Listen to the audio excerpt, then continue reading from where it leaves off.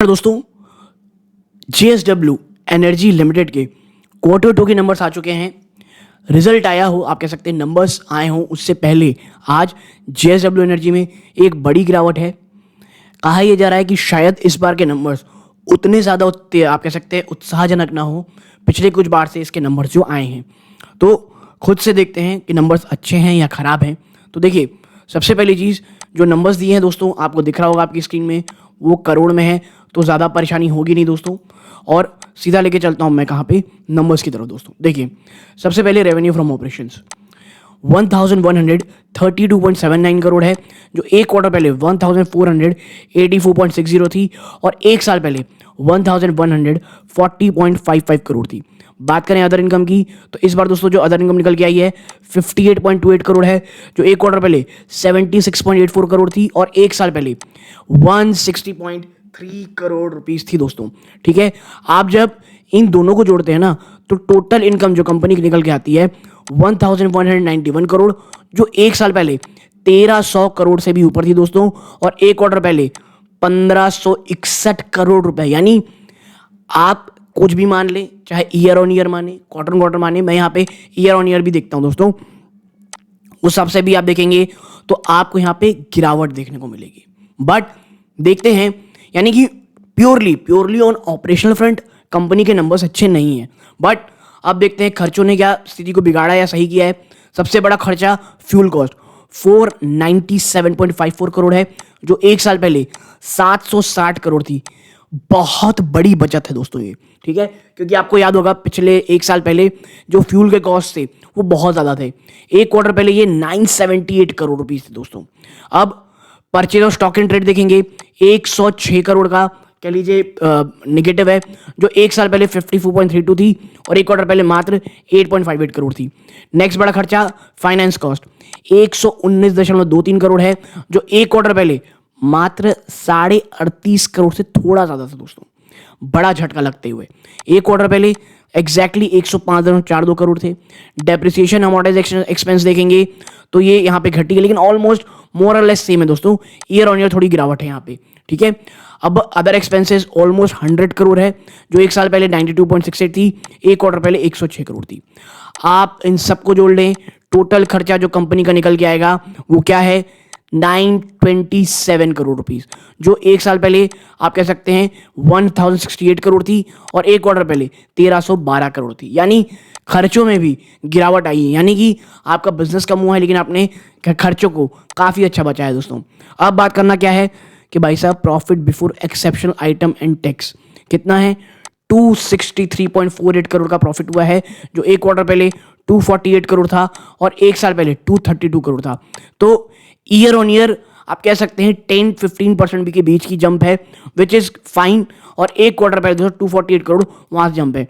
तो overall company ने अच्छे नंबर पेश किए हैं, और overall profit for the period जब आप देखेंगे तो ये 191 करोड़ आते हैं, जो एक साल पहले मात्र 156 करोड़ थे और एक साल पहले 166 करोड़। यानी नंबर्स अच्छे हैं, लेकिन याद रखिएगा एक चीज़, ऑलरेडी स्टॉक चला हुआ है, तो पता नहीं इसका असर किस तरह से आपको स्टॉक प्राइस में देखने को मिलेगा। और आप देखें तो कंपनी EPS जहां एक साल पहले 1 रुपए से भी कम थी, वो बढ़ करके 1.16 हो गई है, और एक क्वार्टर पहले जहां जस्ट 1 रुपए के ऊपर थी वहां से भी जंप है। यानी ओवरऑल आप देखेंगे तो कंपनी ने जो नंबर पेश किए हैं वो नो डाउट अच्छे नंबर्स हैं दोस्तों। ठीक है, तो ये तमाम चीज़ें हैं जो कंपनी ने पेश किए। कुछ और हमारे लायक है तो भाई यहाँ पे तो कुछ भी नहीं है। क्या कंपनी ने कोई डिविडेंड या कुछ दिया है, तो उसके लिए हमें थोड़ा सा ऊपर जाना पड़ेगा देखने के लिए। ऐसा तो कुछ भी नहीं है कि कंपनी ने कुछ दिया हो दोस्तों। ठीक है, हाँ, एक खबर यहाँ पे दी है उन्होंने कि मिस्टर अशोक रामचंद्रन ये COO होंगे, चीफ ऑपरेटिंग ऑफिसर दोस्तों, और कह सकते हैं 20 अक्टूबर से ये कह सकते हैं इन इफेक्ट होगा। 43 ईयर्स हैं दोस्तों, ये is a master of industrial engineering में। ठीक है, Swinburne university of technology Melbourne Australia में। ठीक है, यानी ठीक ठाक से हैं। यहाँ पे हमको सिर्फ रिजल्ट की चर्चा करनी है, इसमें किसी और समय चर्चा करनी की। अब दोस्तों यहाँ पे हम देखेंगे कंसोलिडेट नंबर्स कैसे आए। ठीक है, एनर्जी नंबर से दोस्तों, तो रेवेन्यू फ्रॉम ऑपरेशन देखेंगे 3259 करोड़ है, जो एक साल पहले मात्र 2387 करोड़ था और एक क्वार्टर पहले 2927 करोड़। आप अदर इनकम को जोड़ लें तो टोटल इनकम जो निकल के आई दोस्तों 3387 करोड़ से ऊपर है, जो एक साल पहले मात्र 2500 करोड़ से थोड़ा सा ऊपर 2596 करोड़ था और एक क्वार्टर पहले 3013 करोड़ थे। ठीक है, यानी जब कंसोलिडेटेड नंबर्स आप देखेंगे तो ऑपरेशनल फ्रंट में कंपनी ने काफी शानदार किया दोस्तों जंप। ठीक है, अब खर्चों में सबसे बड़ा खर्चा फ्यूल कॉस्ट 952 करोड़ है, जो एक साल पहले 1145 करोड़ थी और एक क्वार्टर पहले आप यहां देखेंगे तो 1368 करोड़ रुपीस थी। आप नेक्स्ट बड़ी चीज यहां खर्चा देखेंगे तो फाइनेंस कॉस्ट में आता है 513 करोड़ से थोड़ा ऊपर है, जो एक साल पहले 204 करोड़ था।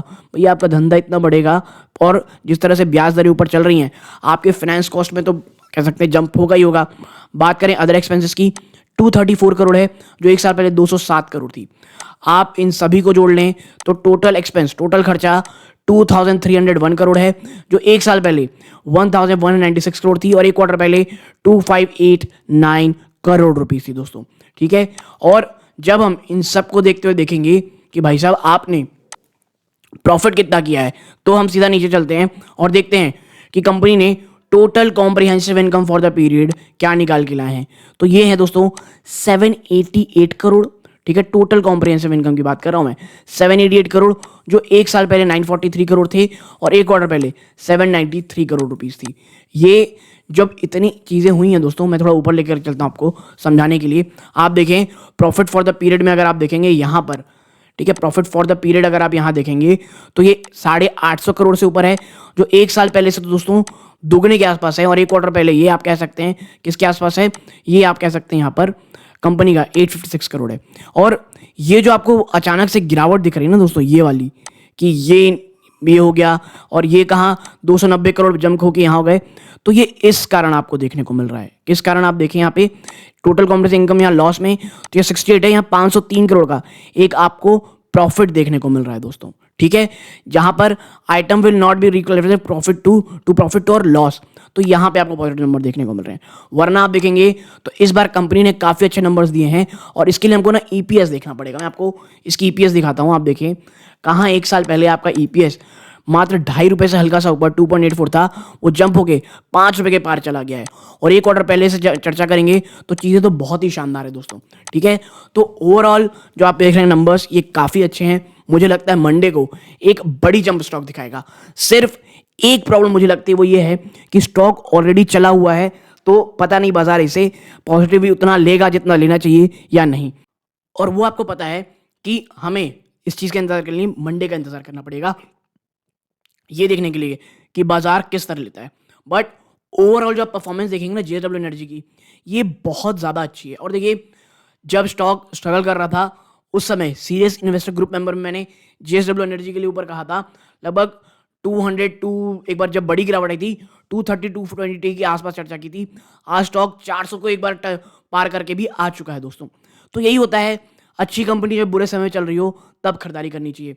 तो आप जुड़े रहे यहाँ तक, बहुत बहुत धन्यवाद। ये इस वीडियो का अंत है। जय हिंद दोस्तों।